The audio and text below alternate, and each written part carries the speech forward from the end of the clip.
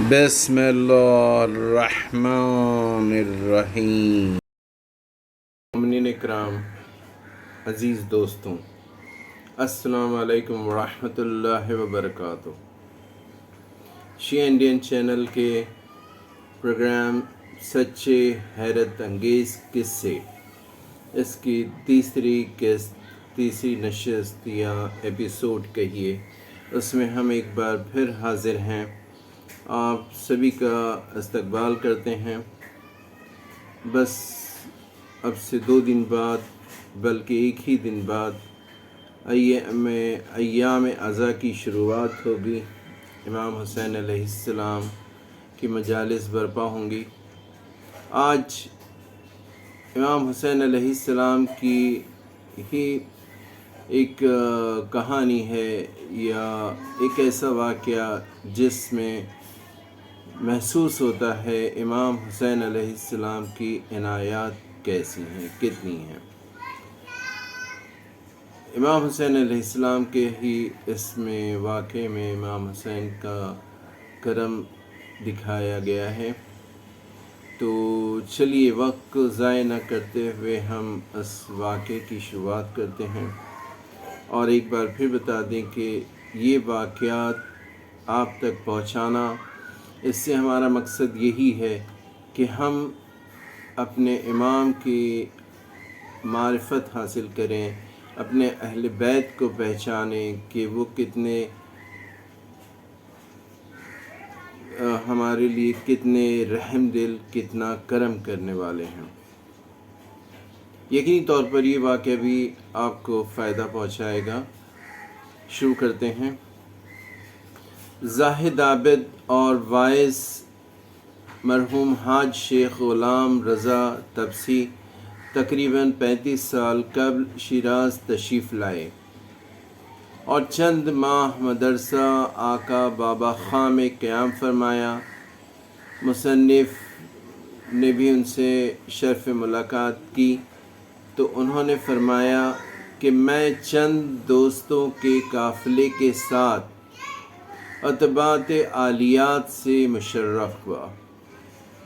جس روز ایران سے واپس ہونا تھا، اس کی شب میں خیال آیا کہ میں نے اس شب میں مشاہد مشرفہ اور مقامات متبرکہ کی زیارت کی ہے سوائے مسجد براسہ کے۔ مسجد براسہ کے متعلق بتائیں کہ محدث قمی علیہ الرحمہ مفاتیح الجنان میں فرماتے ہیں کہ مسجد براسہ مشہور و معروف متبرک مساجد میں سے ہے، اور بغداد و کاظمین کے درمیان زائرین کے راستے میں واقع ہے، لیکن اکثر لوگ اس کے فیض سے محروم رہتے ہیں اور اس کی طرف کوئی توجہ نہیں کرتے، حالانکہ ایسا نہیں ہونا چاہیے۔ بہت متبرک مقام ہے، اس کی بھی زیارت ضروری ہے۔ تو بہرحال عالم فرماتے ہیں کہ افسوس کہ ہمارے حال پر اگر ہم اس مکان مقدس کا فیض حاصل کرنے سے محروم رہیں۔ وہ مسجد براسہ کی بات کر رہے ہیں۔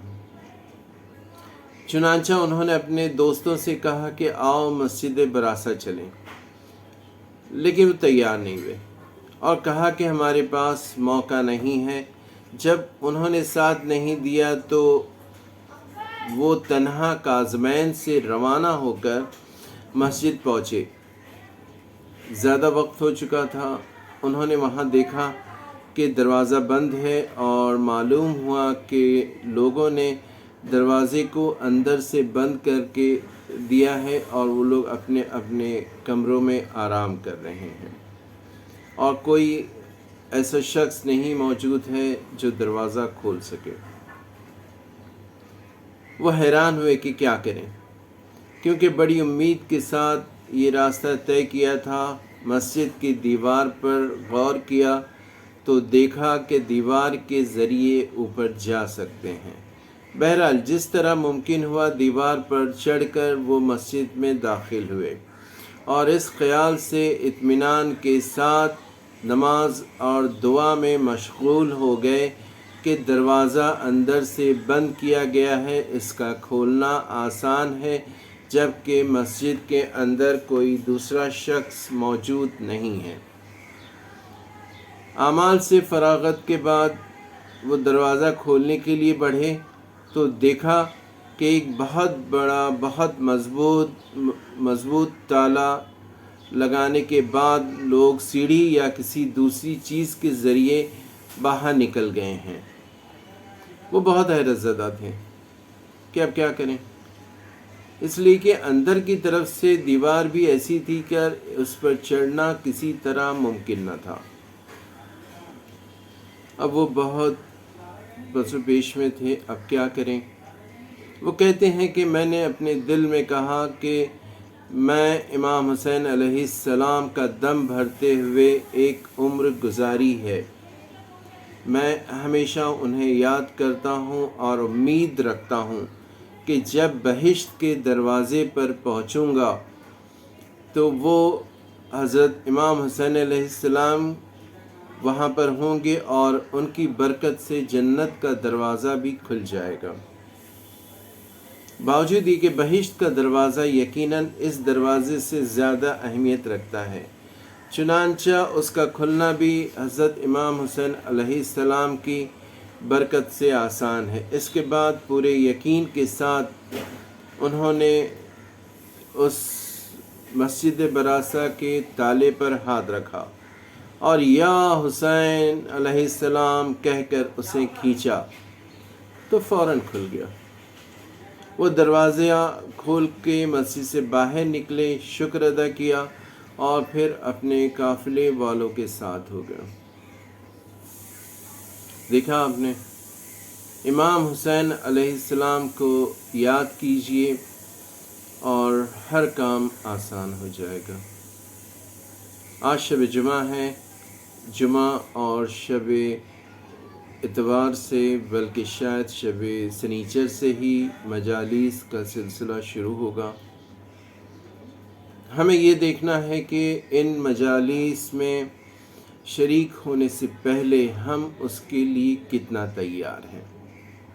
کیا یہ مجلسیں ہمارے لیے صرف سن لیں اور باہر نکل آئیں، بھول جائیں، ایک رسم ہے، یا ان مجالس سے ہم کچھ سیکھتے بھی ہیں؟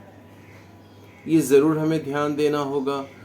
بالکل مجالس میں جائیں، ادب کا خیال رکھیں، باوضو ہوں، مسجد کے فرش، مجالس کے فرش پر احترام کے ساتھ بیٹھیں، جو ذاکر ہیں ان کا بھی احترام کریں اور امام حسین کے مصائب پر گریہ وزاری کریں۔ تو آج کے لیے بس اتنا ہی، انشاءاللہ اگلے شب جمعہ چونکہ 6 یا 7 محرم ہوگی تو اس دن ہمارا یہ سچے حیرت انگیز قصے نہیں ہوگا، بلکہ اس کے بعد والی شب جمعہ کو ایک بار پھر ہم حاضر ہوں گے۔ اور مومنین اکرام، جانے سے پہلے بتا دیں کہ 1 محرم سے لے کر 9 محرم تک روزانہ دوپہر 2 بجے شیعہ انڈین چینل پر مرثیہ خوانی لائیو ہوگی، جس میں مشہور و معروف نوحہ خان، مرثیہ خان، جناب حسن میاں اپنی آواز میں مرثیے و کلام پیش کریں گے۔ اس میں بھی آپ کی شرکت کی گزارش ہے۔ اجازت چاہتے ہیں۔ شکریہ۔ خدا حافظ۔